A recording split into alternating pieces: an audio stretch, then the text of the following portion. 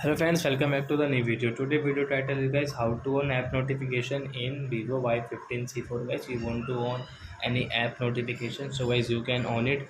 And guys, now let's see how to on app notification in Vivo Y15c4. So first of all guys, open your phone setting.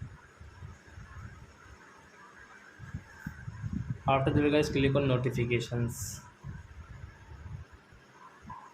Guys, click on app setting, and as you can see we have only this 10 apps.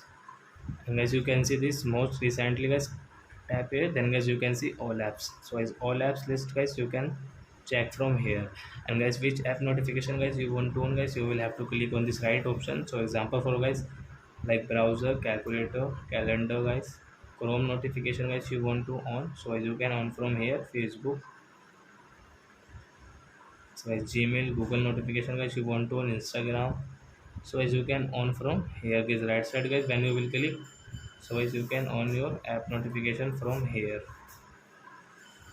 So I hope friends you have understood how to on app notification in Vivo phone. So that's it guys, thanks for watching our video. Now we will meet our next video with new topic. Before guys, please go and like and subscribe my channel. Bye bye friends.